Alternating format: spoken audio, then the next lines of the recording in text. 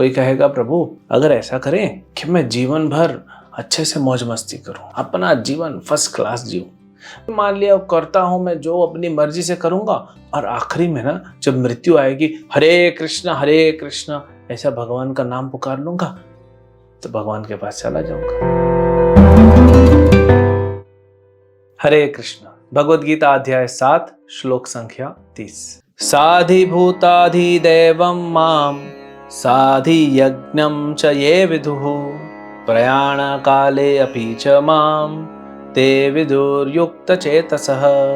जो मुझ परमेश्वर को मेरी पूर्ण चेतना में रहकर मुझे जगत का, देवताओं का तथा समस्त यज्ञ विधियों का नियामक जानते हैं, वे अपने मृत्यु के समय भी मुझ भगवान को जान और समझ सकते हैं। देखिए भगवान अब यहाँ पे समझिए तो अगले अध्याय का हिंट दे रहे हैं। ये अंतिम श्लोक है इस अध्याय का और ये अध्याय का नाम क्या है? भगवद ज्ञान। और यहाँ पे अंतिम के श्लोकों में भगवान बार बार कह रहे हैं कि मुझे प्राप्त करो, मेरे धाम को प्राप्त करो। तो इसलिए अगले अध्याय का नाम क्या हो जाता है? भगवत प्राप्ति। ये भगवत ज्ञान हो गया, अब भगवत प्राप्ति। अब भगवत प्राप्ति कैसे करेंगे?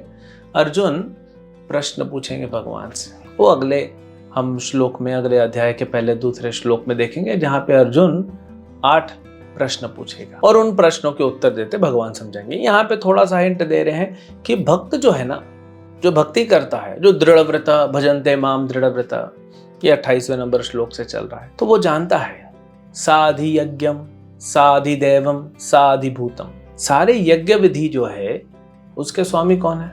भगवान कृष्ण। सारे देवताओं के स्वामी कौन है? भगवान कृष्ण। साधि भूतम, सभी जो जीवात्मा है, सब जो जीवित लोग हैं, उनके स्वामी कौन है?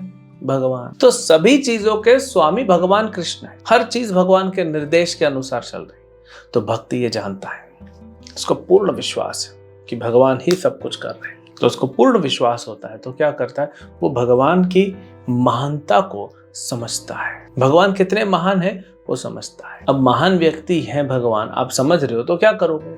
भगवान को ज्यादा से ज्यादा स्मरण करो। अभ्यास होते होते जब प्रयाण काले अपि, जब मृत्यु का समय आएगा तब क्या करोगे? भगवान को याद करो। दुख होता है तो लोग माँ को याद करते हैं। छोटे बच्चे होते हैं ना, थोड़ा सा कुछ तकलीफ हो जाएगा, कुछ दर्द हो जाएगा, किसी ने उसका खिलौना छीन लिया, तुरंत मम्मी को याद कर ले। तो हर व्यक्ति उसको याद करता है जिसका आश्रय लेता है। आप बाहर जा रहे हो बैग लेके, कोई बैग छीन के भाग गया, बचाओ बचाओ बचाओ, भी समझ में नहीं आ रहा है, पुलिस पुलिस पुलिस, बचाओ बचाओ, किसी की शरण लेता है हर व्यक्ति। तो मृत्यु के समय अगर आपने भगवान कृष्ण की शरण ले ली तो निकल गए बाहर, नहीं ली तो फिर गोल गोल घूमते रह जाओगे। तो इसीलिए भगवान की शरण लेने के लिए अभ्यास करना पड़े। कोई कहेगा प्रभु अगर ऐसा करें कि मैं जीवन भर अच्छे से मौज मस्ती करूं, अपना जीवन फर्स्ट क्लास जीऊं।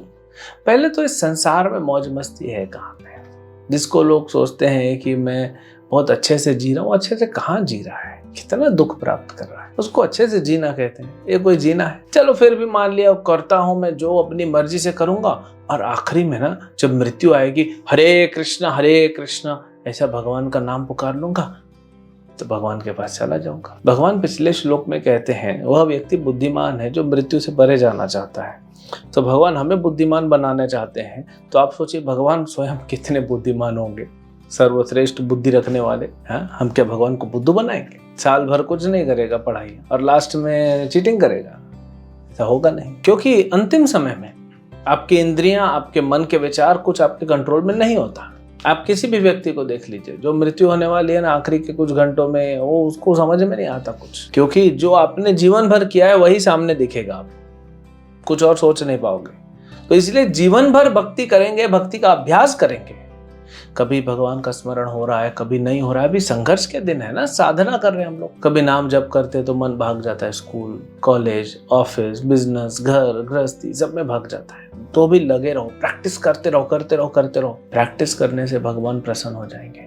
और अंतिम समय में अगर आप याद नहीं भी कर पाए, मान लीजिए कोई व्यक्ति कोमा में चला गया, वहीं से मृत्यु हो गई, तो भगवान तो आपको याद कर रहे हैं ना, क्योंकि आपने जीवन भर भक्ति किया है।